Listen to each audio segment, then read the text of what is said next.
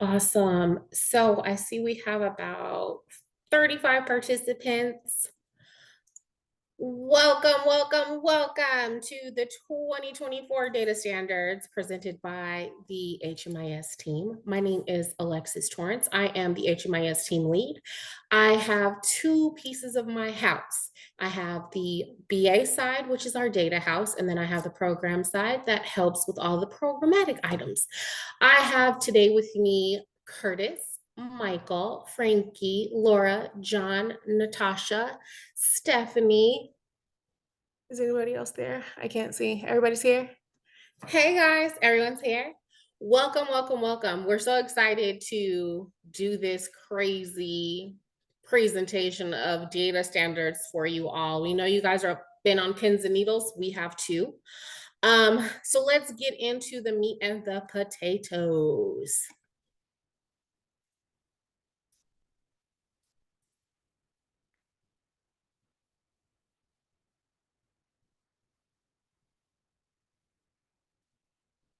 Hi, Frankie, you want to unmute yourself?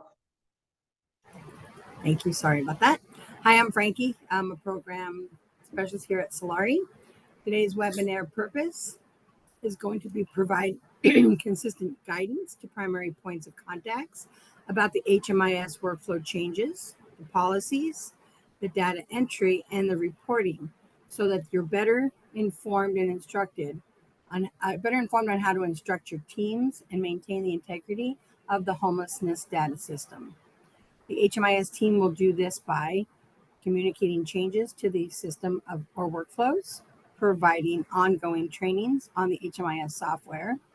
We're going to be reviewing in-system reporting functionalities with you, reviewing and enforcing the HMIS data quality, HMIS security, and the privacy plans as well, discussing how HMIS data is used within the community.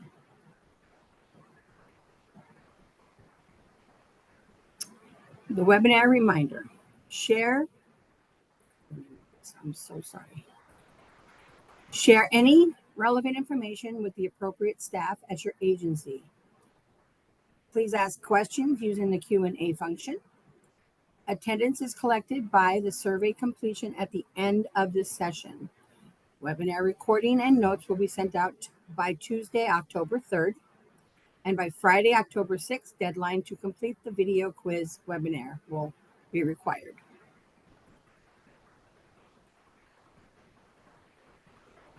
So quickly, that last part, you will have a quiz at the end of this session that is your attendance, but when we send the recording out for anyone that does not attend, their questions will be different. Just an FYI, wanted to clarify that because that was asked last session.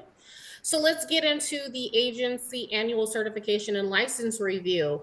In the event that you have not received your HMIS self-certification checklist, please email me directly, Alexis, and I will get the document out to you in addition to your current license count and all of the things that you need to do for this particular process. This information needs to come to me by Friday, so it's an urgency. If you have not gotten it to us or if you have not received it, please send me an email. Do that now. Please and thank you.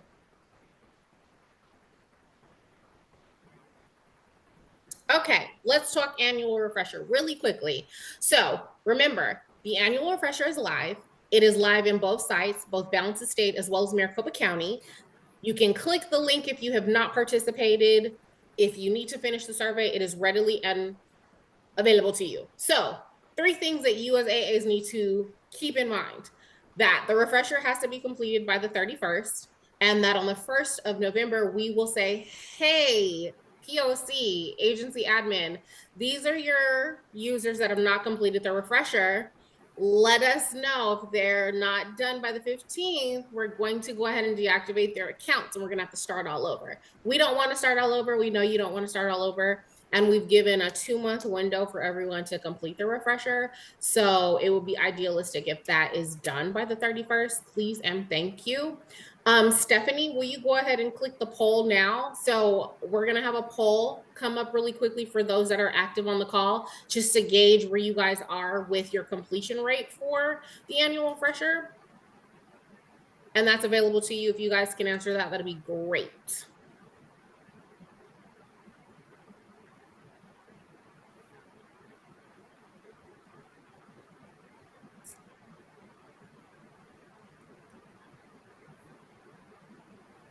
Steph, you can go ahead. So the other thing that you guys need to know, we will have a series of updated documents in adherence to the data standards, as well as our internal practices to align with those data standards. So the new user form will have some updates. If you see what's highlighted and in the red, that is pertinent. We got a couple of questions and confirmations from some agency administrators that were like, hey, did Billy take that training on this date at this time? And we were like, hey, let us double check. Billy actually didn't complete the training. He started it, but didn't complete it. So go ahead and have Billy go back in. And once he's done, we'll be able to process his new user information, right? And or they're taking a live training from one of our team members. We've also condensed the auditor packet. Originally, we had, and that kind of came out last year, originally we had the auditor packet separate. So all the new user forms, everything is, all functionalities will be on this one form. So you'll have your case managers, which are in the system, an auditor, or you as the agency admin. It's all on one link now, moving forward, one document, one single document. The two things that will have updates and that are physical links are going to be our project setup questionnaire, which is normally online. We've enhanced that particular document and made some edits. And then our custom training form will now also look just like the project setup questionnaire and be available via a link online. And all of those things can be initiated via the ticketing portal and a ticket.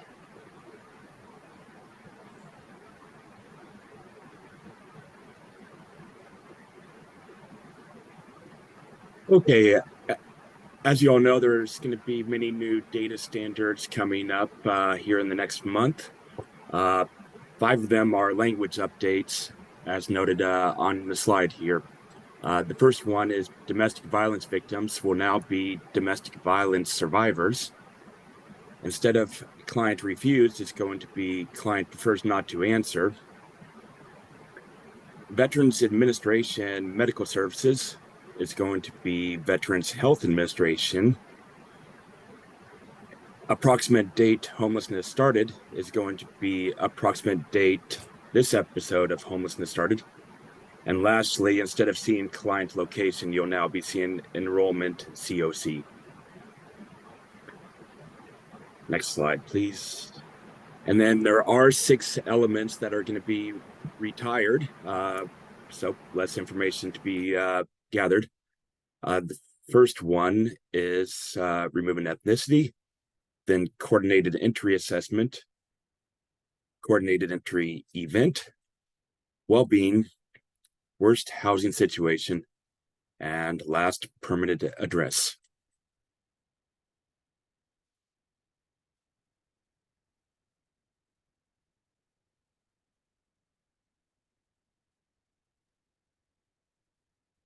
Actually, coordinated entry assessment, coordinated entry event are not going to be retired. Sorry, that was a typo on our part. Sorry.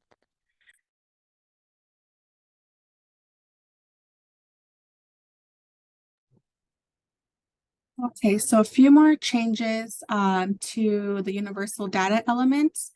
So the first name, it's now going to indicate legal name. So you'll be expected to collect and enter the client's legal name. Race and ethnicity are going to be merged together. So it's going to include responses like if the client is Hispanic or Latina or Latino, if they're Middle Eastern or Northern or North African, and if they're any additional race and ethnicity. And if they do choose that one, then it's going to ask you to specify. The next one is gender. So what's going to be updated here is it's going to go from female to woman or girl if it's a child. It's going to go from male to man or boy if it's a child. It's going to include culturally specific identity, which is two-spirit. and non-binary or different identity. And if this one is chosen, it's going to ask you to specify what their different identity is. And then lastly, living situation. So if you choose rental by client with housing subsidy, it's going to ask you to expand a little more and choose any of the following. So it's going to ask you to choose Family Unification Program voucher, Foster Youth to Independence Initiative, Permanent Supportive Housing, or other permanent housing dedicated to formerly homeless persons.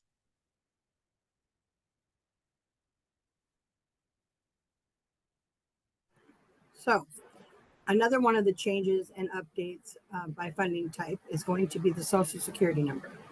The COC, the ESG programs, and the HOPWA funded programs projects will only be required to enter the last 4 digits of the Social Security number. All other funding types will continue to be required to enter the full Social Security number. Translation assistance needed, COC, the ESG, and HOPWA funded projects will be required to answer this new data element. And sexual orientation, again, the COC, PSH funded project will be required to answer this data element.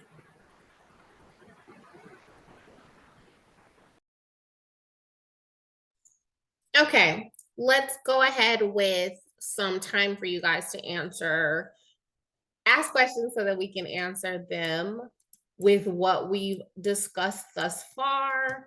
One of the ones that I answered offline was, how do we know your staff's completion rate as it relates to the annual refresher? You could wait till we produce the list on the 31st if you want. Check in with your teams.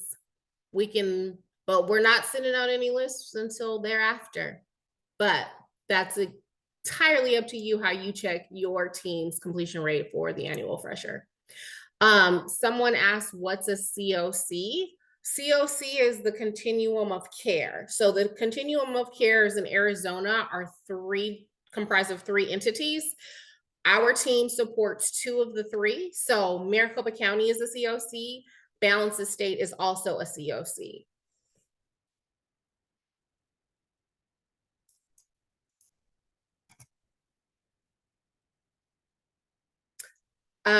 Can we as the COC still require the full social? That is at your discretion.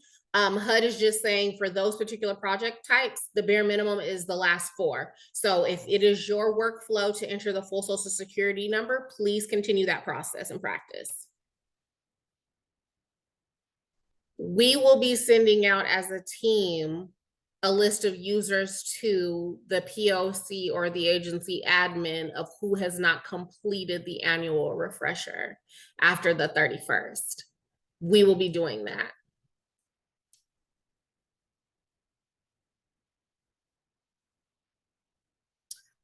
So as far as the data standards are concerned, because there is some new reporting nuances, and we'll talk about this a little bit later, we are postponing the updates to the live sites for October 9th to adhere to the SSVF repository and those edits, as well as this new tool for the CAPER.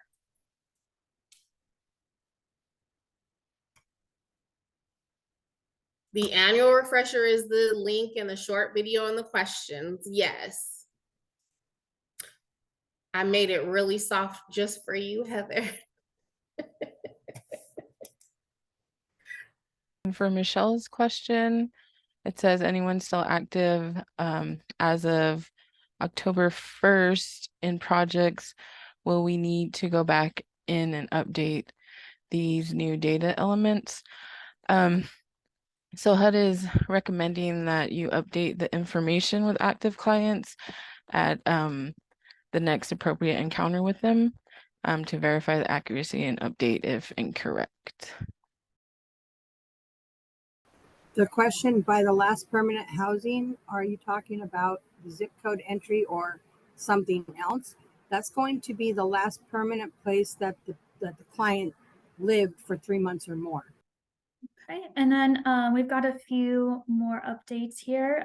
So for Rye and Hopwa projects specifically, for Rye, youth will now be client, and postnatal care for mother will now be postnatal care for the client or person who gave birth.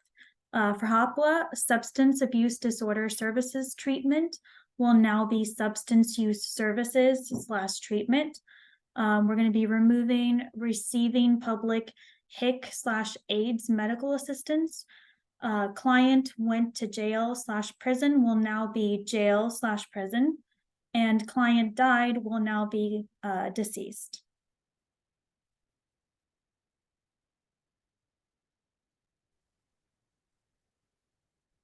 Hello, and VA standards changes.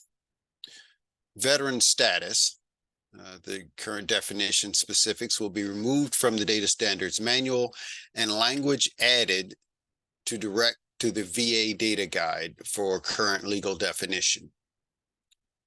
Space Force will be added to the branch of military lists, and extended shallow subsidy will now be shallow subsidy. Additions to the financial assistance will start date of financial assistance, end date of financial assistance, and options to financial assistance include shallow subsidy financial assistance. Then landlord incentives are added, and updates to the percentage of AMI. Now it's 30% or less, 31 to 51%, 51 to 80%, and 81 or greater. There are HP targeting criteria additions, past experience of homelessness. Head of household is not a current leaseholder or renter of the unit. Head of household has never been a leaseholder or renter of the unit, and single parent guardian household with minor children.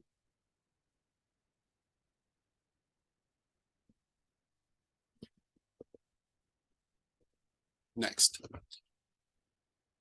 Quick thing on the 0252, had some questions about what everything means on the 0252. HMIS support generally recommends running the 0252 data completeness report card entry exit without names in the SAP Business Objects application. The path for each of the for each continuum of care is listed here. For Maricopa, or sorry, for Balance of State, it's under Arizona Department of Housing Live folder. And for Maricopa, it's under Arizona Live folder. Next. So the 0252 completeness report card is generally run by agency administrators, supervisors, executives. However, any user that has an SAP Business Objects license can run the report. And HMIS support recommends the COC standards demand that all projects run the 0252 at least monthly. We may recommend for some projects a little more frequently based on your data quality needs. Next slide, please. Again, there were some questions about what everything means on the 0252.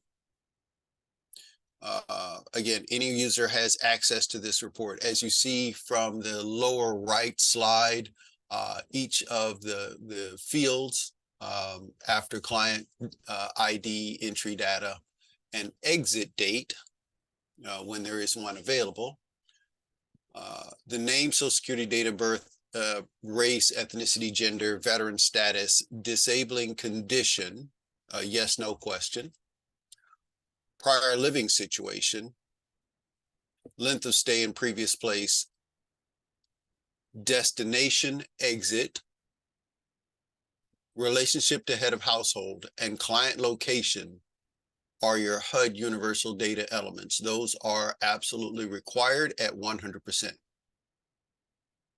Next slide. The additional elements, which combine demographics information and PD or project specific data elements, are domestic violence services, which may or may not be run with the 0252 report. Income received, the yes, no drop down, non-cash benefits received, yes, no drop down, and covered by health insurance, yes, no drop down. Next slide. And finally, the HUD verification area, disability type, income source, income amount, non-cash benefits source, health insurance type.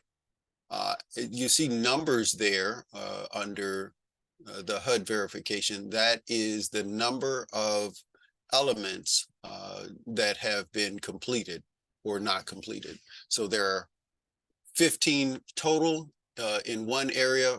For example, in income, there are 15 total, where there are 15 complete or 15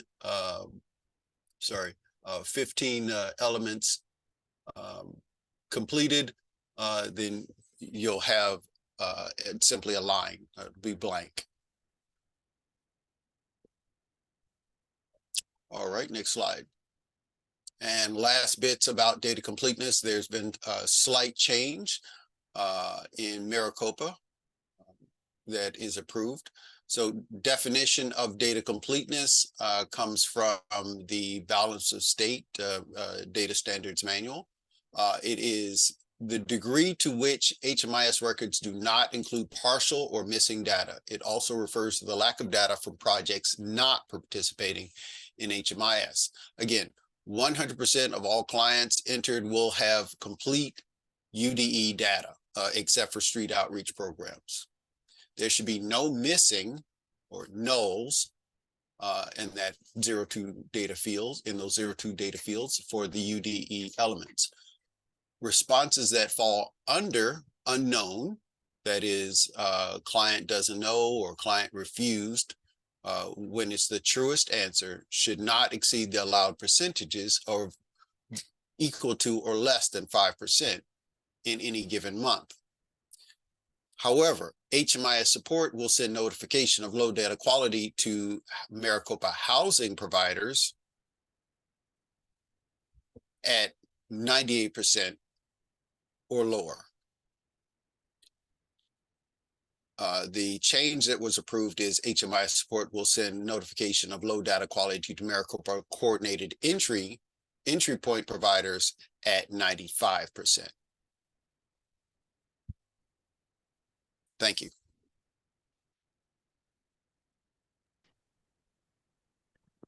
Thank you, Michael, for reviewing the 0252.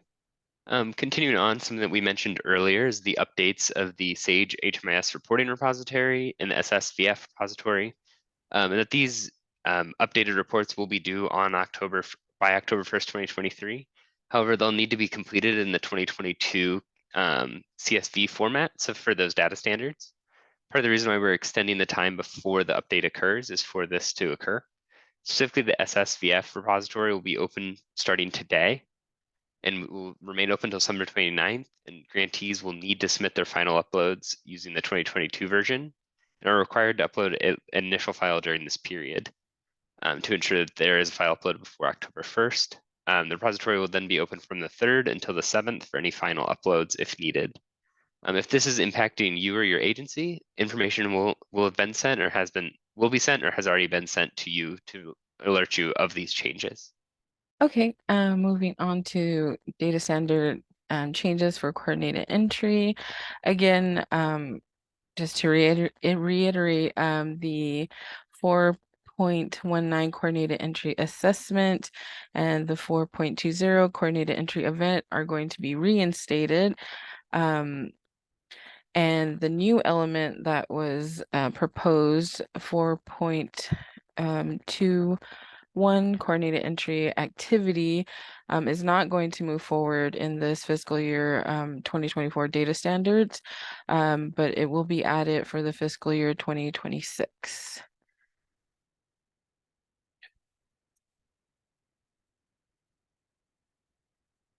And data standard changes for rapid rehousing. So there's going to be an addition of the ESG rush and unsheltered rural NOFO funding type for project setups. Also, emergency shelters will become two separate project types. So emergency shelters entry exits, or emergency shelter night by night. And then also rapid rehousing will become two separate project types. So it's going to be rapid rehousing services only. So it does not need a bed inventory and not on the housing inventory count annual report. And then the other type is going to be rapid rehousing with or without services. So that one would need a bed inventory and is included on the housing inventory count annual report. Questions? We would add those to our project setup questionnaires. I'm sorry, Beth asked, how do we indicate which type of rapid rehousing our projects are? Is that something we can update somewhere? Well, for new projects, we would add that to the project setup questionnaire, but we are going to, the HMIS team is going to have to go in the background and update that information for active projects. Oh, that was a lot of information, heavy loaded. Are there any other questions we can answer right now? Awesome sauce. We will stay on for the next few minutes. If anyone wants to answer any questions in the background, sometimes you guys like to answer questions just to us. That's totally fine. Go ahead, John. I just want to thank everybody for coming, and we appreciate it very much. As we close this out here, we're going to have a survey that'll be popping up for you to be able to record your attendance. And we appreciate any feedback you're able to provide us as well.